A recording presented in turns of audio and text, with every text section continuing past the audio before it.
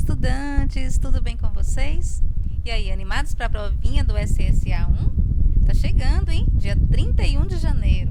Então, hoje eu vou trazer mais uma questão, dessa vez do SSA1 2017. É a questão número 9, são dois textos. Vocês vão fazer uma comparação entre a linguagem dos dois textos, tá? Para responder essa questão. Eu vou ler detalhadamente, como eu sempre faço, cada um dos textos, tá? E depois a gente vai responder a questão 9, tá bom? Antes de mais nada, gente, é um conselho que eu dou, vocês lerem a fonte aqui, tá? É uma notícia, não é? Ó, notícia. Professora, para que ler a fonte? Para você antecipar hipóteses, né? Para você criar hipóteses sobre o texto. Aqui eu puxaria uma setinha, se eu fosse vocês, né? Ali na hora da prova, pega o lapisinho, puxa uma setinha e coloque. Gênero textual, notícia, da esfera jornalística, né? Notícia, a linguagem é conotativa ou denotativa? É denotativa, uma linguagem clara, sem dupla significação, tá? Pois porque a intenção, qual é a intenção? É informar. Então tem que ser uma linguagem clara, denotativa, objetiva, clara, porque a intenção não é provocar prazer estético, né? Diferentemente do texto 4. O texto 4, a gente não precisa ler antes para saber que é de um poeta, né? Manuel Bandeira, né? Poeta do modernismo brasileiro, saudoso poeta pernambucano, grande poeta. Então, gênero aqui, poema. A linguagem é denotativa ou conotativa? Conotativa, ela permite várias interpretações, né? É uma linguagem sugestiva, né? Que a intenção é provocar reflexão, é provocar um prazer estético, né? Sensibilizar, né? A intenção, sensibilizar o leitor, provocar prazer estético, né?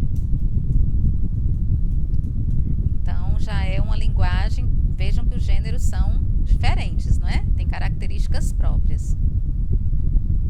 Então, isto dito, vamos à leitura do texto 3, que é uma notícia de jornal. Professora é cercada por alunos e agredida em Rondônia. Essa notícia, além de ter me informado, me deixado informada sobre o fato, me sensibilizou, porque eu sou professora. Então, é claro que você pode se sensibilizar além de uma notícia. É claro que a notícia pode trazer reflexões, né, sobre a natureza humana, sobre a nossa sociedade, sobre as relações humanas, as relações entre professores e alunos, é claro. Mas a intenção primeira é informar, tá? Professora é cercada por alunos e agredida em Rondônia.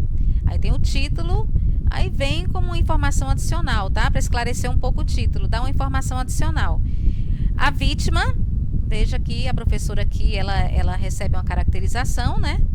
A professora, o referente professora é retomado através de uma expressão que está caracterizando a professora, né? Como sendo uma vítima. A vítima estava saindo de uma escola quando foi abordada pelo grupo. Ponto. Que grupo, professora? Grupo de alunos. Veja que após grupo tem o elipse. Facilmente recuperada, né? Aqui, ó, grupo, não precisa dizer grupo de alunos, seria uma repetição desnecessária. Então, a gente coloca um ponto, porque o grupo, né, qual grupo, a gente já recupera aqui, é o grupo de alunos. Uma estudante, que faz parte do grupo, né, desferiu um soco no rosto dela. No rosto de quem? Da vítima. Então, veja que já traz algumas informações bem adicionais, né? Agora, vamos à notícia propriamente dita, tá? Uma professora de 48 anos, vejam que já traz informações, né, adicionais, bem específicas mesmo, de uma escola, não é uma escola qualquer, é uma escola estadual, vejam que traz a cidade, né, o estado, Rondônia, foi cercada por estudantes e agredida por uma aluna na cidade de Paraná, nessa quarta-feira. Traz uma outra informação, né, que é o dia, tudo certinho. De acordo com a polícia, a vítima, isso aqui é interessante, minha gente, veja que de professora passou para vítima, por quê? Porque já é a linguagem da polícia, né? De acordo com a polícia, a vítima já é um jargão da esfera policial, tá? A vítima foi abordada pelo grupo, né? Grupo de alunos, depois de ter saído das dependências do colégio. Veja que colégio recupera a escola, né? Aqui a recuperação retomada por sinônimo, tá, gente? Eu tô colocando essas setas para vocês verem, né? Que o texto ele é um vai e vem, né? Ele progride, ele retoma Então, por isso que ele é todo chamado de tecido, porque ele é bem costurado, tá? As informações são do G1 Rondônia. A suspeita, que a aluna já passou de suspeita, porque a gente já entra um pouco no jargão policial. A suspeita de ter desferido um soco no rosto da educadora. Aqui a professora já chamada de educadora, né? Retomada do referente professora por sinônimo. Teve um corte no supercílio. É uma aluna do primeiro ano do ensino médio. Veja que as informações são bem específicas. A vítima retoma a professora. A vítima foi levada para um hospital da cidade. Veja que foi sério, né? E a menor, veja que aqui já é novamente a retomada da suspeita por uma expressão que caracteriza, né, que é bem típica mesmo da esfera policial, né, das leis, também a menor, que cometeu agressão ainda não foi localizada. Ela, quem, gente? A professora ou a suspeita? A suspeita poderá responder por lesão corporal, de acordo com o Estatuto da Criança e do Adolescente, tá? Uma fotografia mostrando a mulher sendo socorrida gerou comoção nas redes sociais. Aí aqui abre aspas, porque vai ser a fala de alguém, não é? Que país é este onde o profissional que deveria ser reverenciado é agredido? Questionou uma usuária. Ponto. Usuária de quê? Das redes sociais.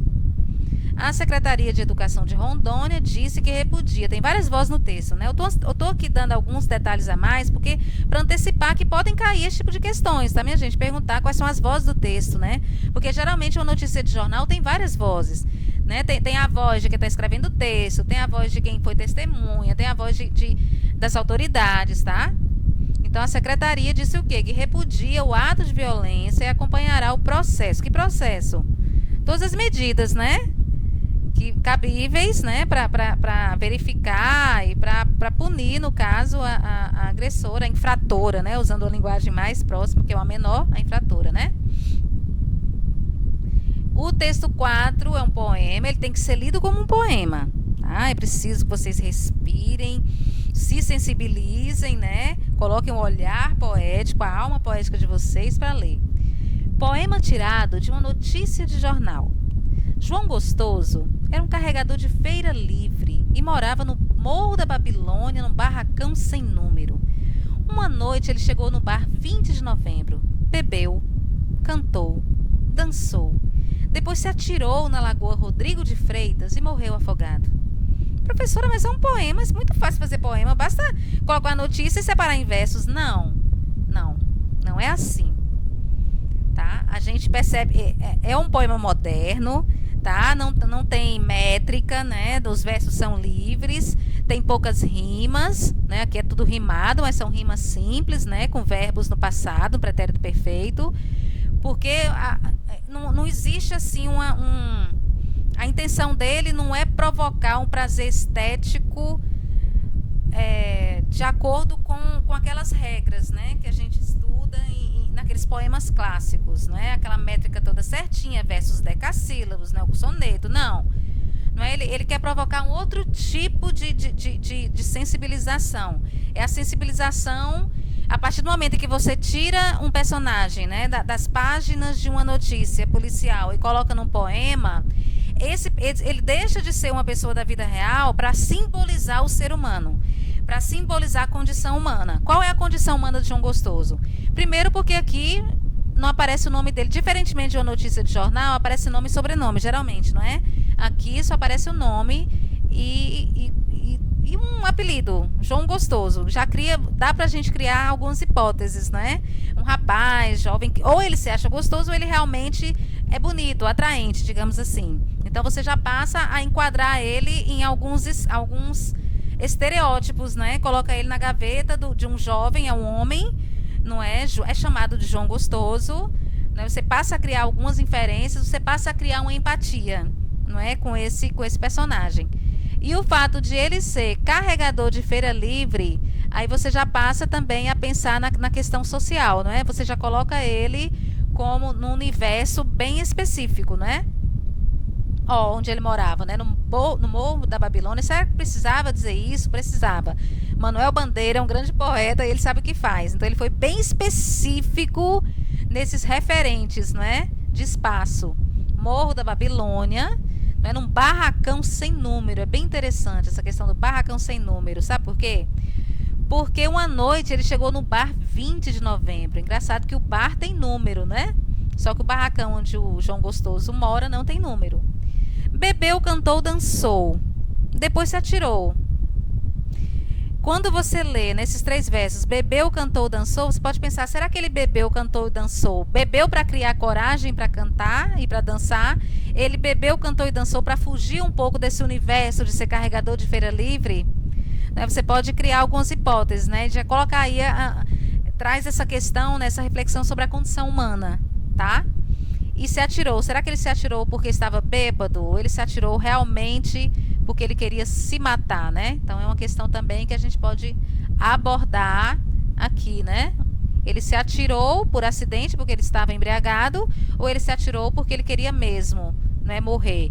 E morreu afogado. Vê que é bem assim, é bem enxuto, né, o texto, né? Chega a ser um pouco agressivo, meio frio, mas não é essa a intenção. Não é? Ele colocando, né? É uma estratégia bem interessante do poeta, porque ele coloca, ele colocou o poema dentro de um gênero, de uma estrutura que é bem fria, digamos assim, né? Que é bem objetiva. Então o poema ele não tem derramamentos, floreios, né? Sensíveis, digamos assim. Mas ele sensibiliza, porque a intenção dele é sensibilizar.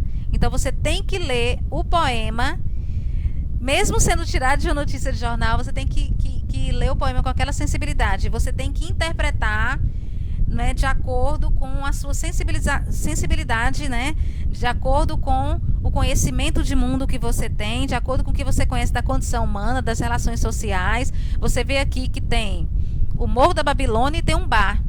Você vê um carregador e você vê um dançarino, um cantor, uma pessoa que bebe. Então, assim, você tem que ampliar o seu universo de significação para você perceber que esse poema é um poema lírico, é um poema sentimental, é um poema que traz uma voz subjetiva, tá? Mesmo tendo sido retirado, digamos assim, de uma notícia de jornal, tá? Então, vamos às questões aqui, gente. O texto literário tem características peculiares que o diferenciam de outros tipos de texto. Claro que tem. Né? Aplicando essa ideia aos textos 3 e 4, é correto afirmar que vocês vão assinalar só a alternativa correta, tá?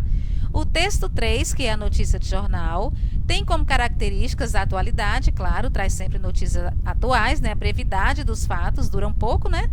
Dizem que no outro dia o jornal já serve para embrulhar peixe, então as notícias elas envelhecem. Simplicidade vocabular, sim, clareza, né? Coloquialismo, sim, coloquialismo. Esse coloquialismo eu colocaria assim um aspas, né? Bem grande, tá? Um olhar bem grande, porque coloquialismo, a linguagem do cotidiano, a linguagem do dia a dia. Sim, depende, né? Na fala de alguém, de alguma testemunha, não é? De alguma testemunha de um crime, uma linguagem mais popular, mas é uma linguagem simples, mas de acordo com a norma culta, né? De acordo com o padrão formal da língua, tá? Clareza e objetividade, claro, porque a intenção é informar. Assim, deve ser lido como texto literário? Claro que não, falso. O texto 4, ou seja, o poema, não mantém nenhum tipo de relação com o texto 3. Não mantém nenhum tipo de relação com o texto 3, cuidado. Porque a linguagem literária de Manuel Bandeira diverge estilisticamente da jornalística. Gente, tem algum trecho aqui, nas palavras aqui que ele usou, que diverge da linguagem jornalística? Não. Nada diverge. Todas, tirando João Gostoso, né? Não, poderia colocar João Gostoso, conhecido, um rapaz conhecido como João Gostoso, né? Carregador de feira livre, morreu. Então não tem nenhuma palavra que não pudesse ser usada num texto jornalístico. Não é isso que está diferenciando o poema da notícia, não. Então, letra B, falso. Terceiro, né? Letra C. O texto 3 é jornalístico, sim, é uma notícia, porque tem conteúdo efêmero. Efêmero é breve, né? Cuidado, porque o SSA adora pegar vocês pelo dicionário, tá? Pelo vocabulário. Então é bom que vocês estejam afiados nessa questão, né? No vocabulário de vocês, tá? Não possui caráter poético, certo? E traz marcas típicas, como a referência a uma fotografia e ao portador. Tem marcas típicas, não é? Tem sempre referência, tem uma referência mais específica, né? Das coisas que são, dos fatos que estão sendo colocados ali, tá? Então, no caso dessa notícia, trouxe a referência a uma fotografia, né? Foi bem específico, mostrando a mulher sendo socorrida, né? Então, traz mais referências, digamos assim, né? Mais específico. Vou deixar aqui em stand-by, tá? Letra C. Letra D, o traço em comum que há entre a notícia e o poema é a objetivação do lirismo. Não. O lirismo, ele não é objetivado, não, no poema não, tá? O lirismo, a própria palavra diz, sentimentalismo, é subjetivo, é a visão subjetiva, tá? Não tem objetivação, não. Ambos possuem uma linguagem amparada nas experiências do mundo. Não, pode ser que o poema não traga uma informação que foi uma experiência que realmente ocorreu, tá? É uma interpretação.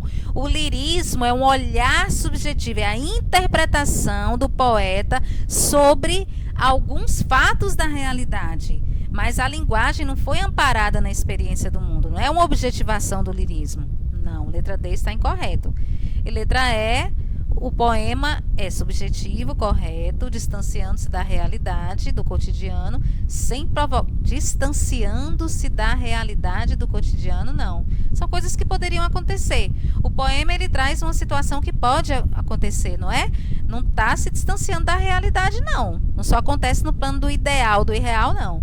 Sem provocar imaginação, não. Provocou imaginação, sim. Eu fiquei imaginando como seria esse João Gostoso, fiquei imaginando a vida que ele tinha, por que ele bebeu tanto a ponto de se atirar. Claro que desperta a imaginação do leitor. Então, a letra E também está incorreta, então, gabarito letra C de coração. Espero ter ajudado. Se gostaram do vídeo, foi rapidinho ali, porque eu não quero me detalhar muito, o vídeo fica muito longo. Mas se vocês gostaram, deixem a curtida de vocês, façam comentários. Sou a professora Valéria Santos. Fui.